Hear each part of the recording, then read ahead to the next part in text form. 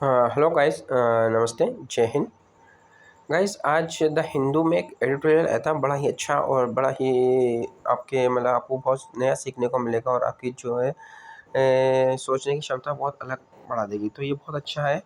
ये बेसिकली इसका थोड़ा-सा मैं आपको समझा दूँ। ये इंडिया, यूएसए और चाइना के बीच में, थोड़ा-सा रशिया के बीच में बताया गया है कि इंडिया को कैसे अपना बैलेंस बना के चलना चाहिए। आज इंडिया रशिया जो है इंडिया के कैसे करीब आ रहा है, ठीक है? हमें क्या करना चाहिए, कितनी बड़ी पावर, सुपर पावर जो इंडिया के करीब आ रहा है। तो ऐसा तो नहीं है सुपर पावर हमारे करीब है तो हम किसी के भी चलते हुए चाटा मार देंगे, ठीक है? तो ऐसा तो नहीं कर सकते ना हम। चाहे यूएसए का हो तो ये पूरा जो आपको पूरा ये इसमें बताया है, समझाया है, ये आपको पूरा इसके अंदर आपको समझ में आ जाएगा कि हमें किस तरीके से बैलेंस बनाना है हमारी सॉवरेनिटी को, हमारे जो नेशनल इंटरेस्ट है, हमें किस तरीके से इसको रखना है। ये हमारे जो शशि थरूर जी हैं, कांग्रेस पार्टी के बहुत अच्छे ऑथर हैं, उन्होंने ये लिखा है इसके बारे में, ठीक है? और इसके बारे में सबसे पहले हम बताया है हमारे एक बीजिंग में एक अब मीटिंग हुई थी, उसमें हमारे नेशनल सिक्योरिटी एडवाइज़र चाइना के फॉरेन मिनिस्टर, ठीक है? और चाइना के फॉरेन मिनिस्टर यहाँ पर मिले थे, ठीक है? और उन्होंने गलवान वैली के बारे में डिस्कस किया था, ठीक है? तो और क्या होता है, यूएसए जो इंडिया के रिलेशन हुए हैं जो इतने स्ट्रॉन्ग हो रहे हैं, ठीक है? इंडिया के साथ, ठीक है? एक स्ट्रेटजी पार्टनर हो रहा है किसको, अगेंस्ट चाइना एग्रेसिव, चाइना इतना एग्रेसिव हो रहा है इंडियन ओशियन में, ठीक है? और भी हर जगह चाइना जो हर फिलिस्तीन को, इंडोनेशिया को, जितनी भी आसपास की जापान को आंखें दिखाता है, ठीक है? कभी उनके उनके उनके एरिया में अपने अपने अपने शिप चले जाएगा और कहेगा ये मेरा एरिया, उनके अगर आ जाएंगे तो उनको किडनैप कर लेगा। तो इसको एग्रेसिव को रोकने के लिए जो यूएसए चाइना इंडिया से हाथ मिला रहा है, ठीक है? इंडिया से हाथ मिला रहा है, ठीक है? स्ट्रॉन्ग बिलिंग कर रहा है, ठीक है? ये चीज़ हमें ध्यान रखनी है। तो इसमें क्या होगा आपको जो मर्जिंग डायनामिक, ठीक है? The global landscape resemble bipolarity with the USA and China vying for influence. However, it is different from a Cold War dynamic due to a interlinked economic. ठीक है, ये कोल्ड वार इंटरलिंक इकोनॉमिक क्यों कैसे अलग हुआ तो इसके बारे में समझाया है, ठीक है? देखो, जो आजकल का जो ये युद्ध चल रहा है ये कोल्ड वार से डिफरेंट क्यों है? क्योंकि आपको पता होगा यूएसए और चाइना एक दूसरे पर बहुत ज़्यादा एक दूसरे पर डिपेंड है, ठीक है? यूएसए के जो बाकी जो यूएसएन जो यूएसएन के जो वहाँ पर जो सिटीजन है वो चाइना आते हैं ज़्यादातर घूमने के लिए, और चाइना के जो ज़्यादा स्टूडेंट है वहाँ के जो पॉपुलेशन है वो यूएसए जाती है पढ़ने के लिए, ठीक है? चाइना की जो यूएसए की यही कंपनियाँ हैं जो यूएसए में अपना हेडक्वार्टर बना के बैठी हुई हैं, ठीक है? ठीक है, जैसे एप्पल की ले लो, ठीक है? मैकडी की ले लो, ये कंपनियाँ जो बड़ी-बड़ी कंपनियाँ हैं अपना अपना हेडक्वार्टर चाइना में बना के बैठी हुई हैं, ठीक है? आपको दिखेगा। और चाइना की और यूएसए के पास जो भी कई टेक्नोलॉजी है जो चाइना के पास है, इसका जो जो रॉ मटेरियल आता है वो चाइना से मिलता है, जैसे कि मैन्युफैक्चरिंग में चाइना के पास बहुत ज़्यादा ज़बरदस्त है, ठीक है? तो ये चीज़ जो है एक दूसरे के आपको चीज़ें कोल्ड वार से अलग अलग दिखाती है। ये आज का जो है वो कोल्ड वार नहीं है, ठीक है? ये चीज़ बताया इसमें। इकोनॉमिकल इंटरडिपेंडेंट, वो देखो इकोनॉमिकली इंटरडिपेंडेंट है कि क्योंकि यूएसए और चाइना की जो है ट्रेडिंग है एक्सटेंड ट्रेडिंग इन्वेंस टाई, ठीक है? Unlikely total separate sink during a cold war, ठीक है? जैसे मैंने क्या एक दूसरे सिंक का इंटरलिंक है, टाई अप है, कोल्ड वार से डिफरेंट है, जैसे कि मैंने आपको अभी बताया, ठीक है? डिफरेंट फ्रॉम अ कोल्ड वार से क्यों डिफरेंट है? देखो यहाँ पर मिलिट्री पैराडाइम, चाइना की जो military capacity are advantage rapidly near a comparative with the USA in a certain area. देखो रिसेंटली आपने देखा होगा कि चाइना की जो है कैपेसिटी मिलिट्री एरिया में बहुत ज़्यादा रैपिडली ग्रो हो चुकी है, ठीक है? और ये क्या ऑलमोस्ट जो कुछ एरिया में क्या यूएसए के करीब भी आ चुकी है, ठीक है? नो प्रॉक्सी वार, आजकल प्रॉक्सी वार नहीं होता, जो वार होगा डायरेक्ट होगा, ठीक है? पहले क्या होता था, प्रॉक्सी वार हुआ करता था, ठीक है? प्रॉक्सी वार का मतलब क्या देखो जैसे यूएसए का जो प्रॉक्सी है वो इसराइल है। इसराइल जो है ईस्ट एशिया में आके बैठा हुआ है और एक छोटा-सा देश था, आज इतना बड़ा देश हो गया। अब वहाँ के जो भी अरबिन है, ईरान है, इसराइल है, उनको आँखें दिखाता है, ठीक है? किसी वक़्त पे ये एक छोटा-सा देश हुआ करता था। वो आज इतना आगे बढ़ के वो बन गया क्योंकि प्रॉक्सी के चक्कर में, क्योंकि जो भी टेक्नोलॉजी है इसराइल के पास वो सिर्फ़ यूएसए ने दी है उसे। तो यही एक इम्पोर्टेंट रीज़न है कि आज ये प्रॉक्सी वार होता था, मगर आज के दौर में प्रॉक्सी वार नहीं हो रहा, आज के दौर में खुद युद्ध होता है, ठीक है? Unlike, देखो, no proxy war, unlike the Cold War, currently reveal a lack of widespread proxy conflict, reflecting a different geopolitical geopolitical environment. ठीक है, जियोपॉलिटिकल इन्वायरमेंट क्या हुआ है आज के दौर में, आपको जियोपॉलिटिकली देखना पड़ेगा। पहले जो प्रॉक्सी वार हुआ करता अलग, आजकल जो प्रॉक्सी वार अलग होता है, और क्योंकि इसमें क्या होता है, डिफरेंट होता है जियोपॉलिटिकल, वहाँ की जो पॉलिटिकल ही, वहाँ को जियोग्राफिकल ही व्यू भी देखना पड़ेगा। ऐसा नहीं है कि वहाँ पर देखो चाइना का थोड़ा डिफरेंट है एरिया है, और रशिया का अलग है, और यूएसए का अलग है वहाँ पर। ठीक है, तो आपको यहाँ पर जोग्राफिकल व्यू भी एक नज़रिया होता है किसी चीज़ को देखने के लिए, किसी चीज़ को युद्ध करने के लिए, ये चीज़ आपको समझनी होगी।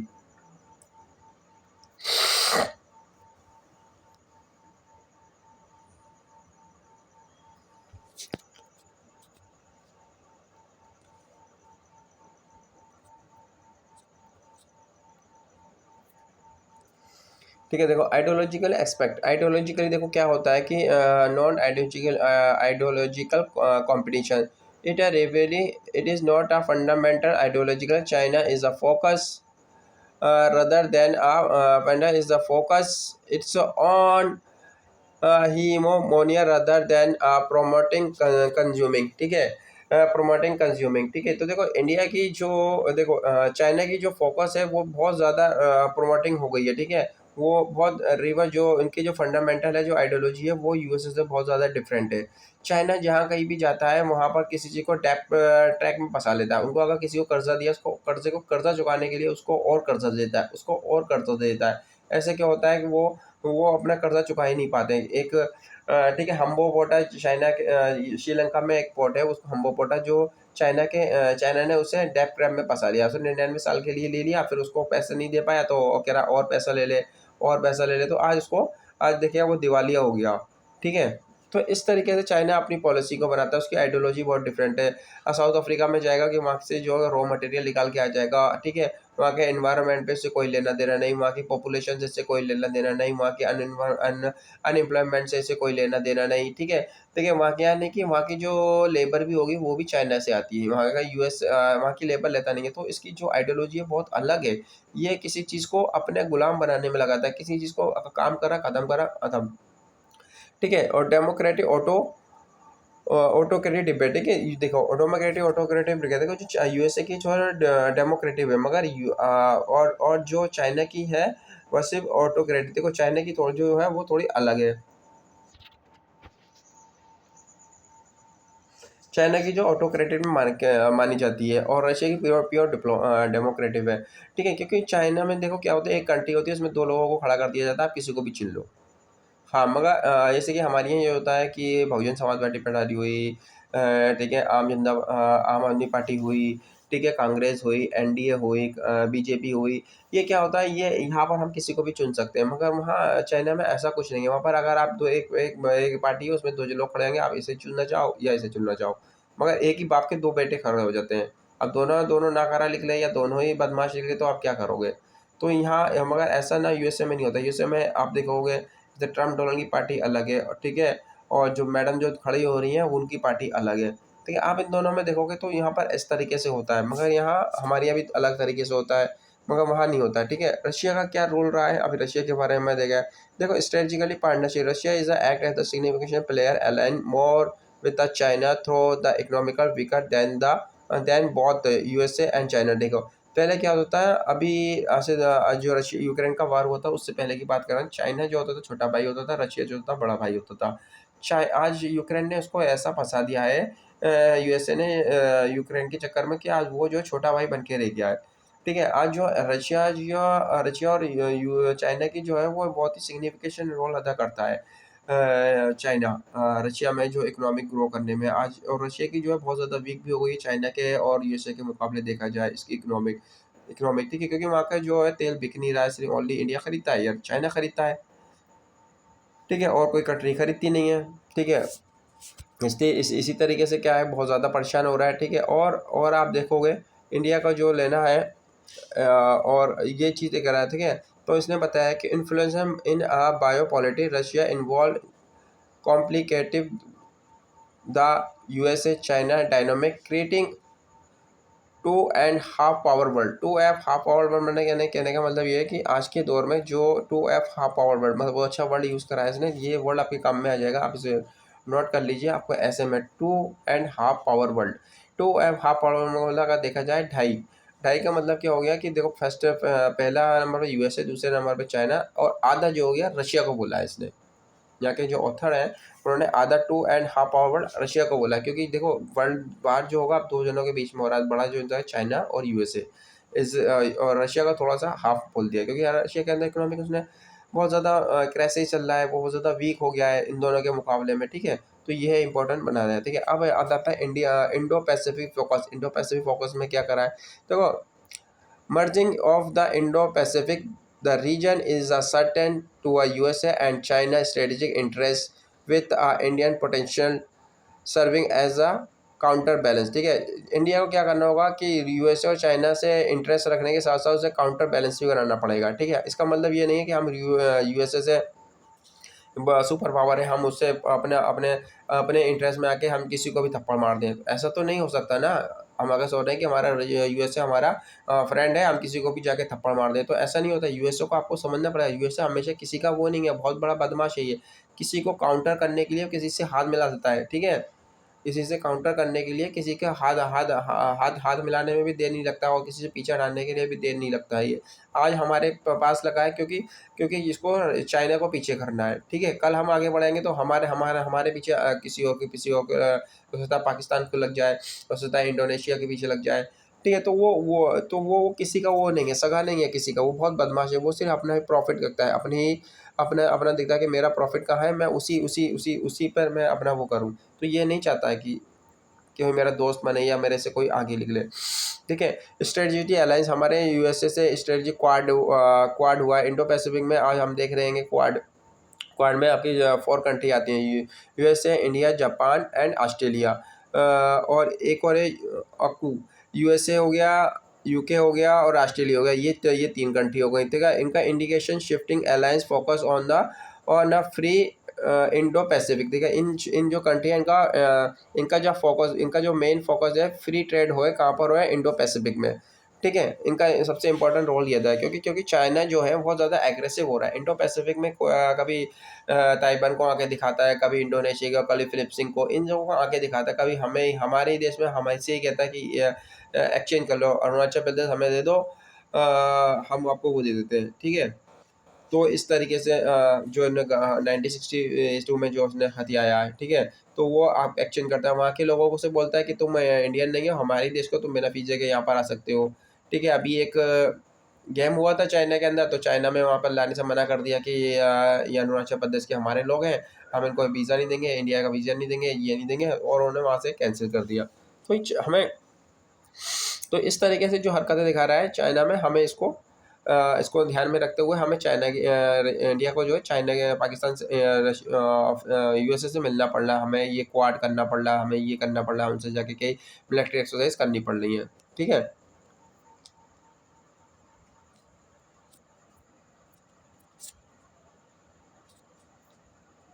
ठीक है, अब देखिए यहाँ बताया कि इंडिया का क्या स्ट्रेटजी रही है। देखिए इंडिया स्ट्रेटजी,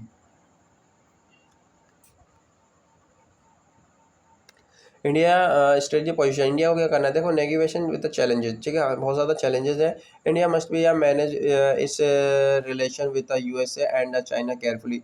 इंडिया को चाइना के साथ, यूएसए के साथ बहुत ही केयरफुली हमें अपने रिलेशन बनाना चाहिए। देखो अगर ऐसा तो नहीं है कि हम चाहे यूएसए आज हमारा दोस्त हो गया तो हमारा जो अब हम चाइना से ज़्यादा अपने जो रिलेशन गंदे कर ले, ठीक है, ख़राब कर ले, ऐसा तो नहीं कर सकते ना। देखो आप दोस्त बदलते हो, पड़ोसी नहीं बदल सकते, एक बात को ध्यान रखिएगा। हाँ, आप दोस्त ज़रूर बदल देंगे, अगर एक बार पड़ोसी नहीं बदल पाएँगे, तो इसी मारे हमें अपने आप को ध्यान में रखना पड़ेगा, ठीक है। Addressing their on border issue, हमारे ऑन बॉर्डर सिक्योरिटी, हम बॉर्डर सिक्योरिटी को ध्यान रखते हुए need engaging economically with China, हम चाइना से बहुत ज़्यादा इकोनॉमिकली हम एंगेज हैं। ऐसा नहीं है, हमारा अभी कोविड-19 में आपने देखा होगा, जो अब शीट पहनते हैं कोविड-19 में, वो चाइना से आई रही थी, क्यों, ठीक है। हमें कई चीज़ें ज़रूरत थी, छोटी से छोटी चीज़ें हम असेंबल करते हैं जो वहाँ से आता है, ठीक है। मोबाइल भी बनाते हैं made in India, made in वो, ठीक है। तो ये सारी जो उसकी चीज़ें होती हैं, इसे हम असेंबल करते हैं, बाकी चीज़ें पाकिस्तान चाइना से आती हैं हमारे पास, ठीक है। बड़ी बड़ी मशीनें जो होती हैं चाइना से आती हैं, जो हमसे यहाँ पर जाके असेंबल कर लेते हैं। आप थोड़ा सा ही चेंज हुआ, नहीं तो हम वो भी असेंबल भी चाइना से करते थे। तो ठीक है, तो रातों रात हम चाइना से अपने अपने अपने ताल्लुकात अपने अपने अपने इकोनॉमिकली वो नहीं कर सकते हम। ठीक है, अब अगर हम ऐसा करेंगे तो आपने देखा होगा एक बार हमारे जो देश के फॉर्मर प्राइम मिनिस्टर है, उनके साथ क्या हुआ था, राजीव गांधी के साथ, श्रीलंका में एक बार ऐसे ही हमने कर दिया। तो हमें इस चीज़ को ध्यान में रखते हुए भी हमें ये रखना भी चाहिए, क्योंकि वो हमारे हमारे पड़ोसी हैं। ठीक है, और अभी आपने बांग्लादेश में भी देखा, बांग्लादेश में शेख हसीना से हमारे ताल्लुक अच्छे थे। उनके फादर के साथ हमने 1971 में ईस्ट पाकिस्तान को बांग्लादेश बनाया था हमने। ठीक है, ये चीज़ हमें ध्यान में रखते हुए कि हमें हमें हर चीज़ पे पहलू पे ध्यान पड़ेगा। हमें वहाँ की गवर्नमेंट से ज़्यादा जो अपोजिट साइड है उनसे भी ध्यान में रखेगा। हमें हमें अपनी सॉवरेनिटी पे ध्यान रखेगा, अपने नेशनल इंटरेस्ट पर भी ध्यान रख के काम करना पड़ेगा। ठीक है, अब आती है sovereignty and security. India must a priority resorting its status along the border with China and enhance military capacity without becoming pawn in a superpower रेवरीज। ठीक है, देखो इन सुपर पावर रेवरी, ठीक है, हमें सुपर पावर जो रेवरीज है, जो दुश्मनी चल रही है सुपर पावर कि हमें इसका मोहरा नहीं बनना होगा। ठीक है, हमें हमारी सॉवरेनिटी पर भी अपना ध्यान रखना होगा, अपनी सिक्योरिटी पर भी ध्यान रखना होगा। ठीक है, ऐसा नहीं है कि हम इनका इनका मोहरा बन के आज हम के इन सुपर पावर का मोहरा बन के रह जाए। तो हमें आगे ध्यान रखना पड़ेगा अपनी सॉवरेनिटी पे, अपनी सिक्योरिटी पे। ठीक है, कंक्लूजन में हमें देखो क्या कहता है, India strategy choose the merge the bipolar world require carefully balance. ठीक है, रिक्वायर देखो बायोपोलर बनने से पहले हमें बैलेंस बनाना पड़ेगा। Relation with the safeguarding national interest and sovereign. ठीक है,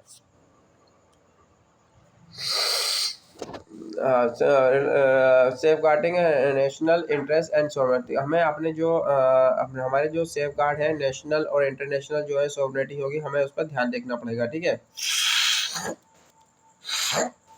हाँ, ये चीज़ को हमें ध्यान में रखना पड़ेगा। ठीक है, जो हमारे बायो पावर बनने के लिए हमें अपनी सॉवरेनिटी पर ध्यान देना पड़ेगा, अपने नेशनल इंटरेस्ट पे ध्यान पड़ेगा। ठीक है, कि हमें आज ये देखिए बांग्लादेश के साथ जो हुआ कि आज हमारे वो हमने अपने नेशनल इंटरेस्ट ध्यान नहीं दिया, हमने अपनी दोस्ती का ध्यान दिया और उनको अपने पास बुला लिया। ठीक है, अब वो हमारे दुश्मन हो गए हैं बांग्लादेश वाले। ठीक है, अब उनके वहाँ के जो सुप्रीम कोर्ट है, उन्होंने उनको ऊपर अरेस्ट वारंट जारी कर दिया है। ठीक है, ठीक है, वहाँ की जो खूबसूरत जो हमारे जो वक्त उनके साथ जो हुआ था, देश आज़ाद हुआ था, वहाँ का जो नेशनल एंथम था हमारे ही देश के उन्होंने लिखा था। ठीक है, रविन्द्रनाथ टैगोर जी ने लिखा था। तो ठीक है, इस तरह की चीज़ें, बहुत सारी चीज़ें वहाँ पर दी। मगर क्या हुआ, शेख हसीना जी के चक्कर में आज हम अपने दोस्ती के चक्कर में आज हमने नेशनल इंटरेस्ट भूल गया रह रहा है। तो हमें अपने नेशनल इंटरेस्ट को भी ध्यान रखना पड़ेगा, अपनी सॉवरेनिटी को भी ध्यान रखना पड़ेगा, तब जाके हमें इस चीज़ को आगे बढ़ना पड़ेगा। ठीक है, ये एक बहुत अच्छा रहा होगा। I hope you like it. अगर आपको ये अच्छा लगा है तो प्लीज़ मेरे चैनल को सब्सक्राइब करें, और आपके जो भी बच्चा यूपीएससी प्रिपरेशन कर रहा हो, फिर कोई भी एस्पिरेंट, तो आप प्लीज़ उसको ये मेरा चैनल सब्सक्राइब करवाएं और शेयर करें। अगर नहीं तो आप खुद चाहे किसी बच्चे को पढ़ा सकते हैं। ठीक है, आप एक काम कर लीजिए, अगर या तो आप इसे चैनल को आप आगे सब्सक्राइब नहीं कर सकते या फिर शेयर नहीं कर सकते, तो आप प्लीज़ किसी भी एक बच्चे को पढ़ा दीजिए, जिससे कि इस देश में काम आएगा। ठीक है, इस देश के भविष्य में काम आएगा। बढ़ेगा इंडिया तभी तो बढ़ेगा। ठीक है, थैंक यू सो मच।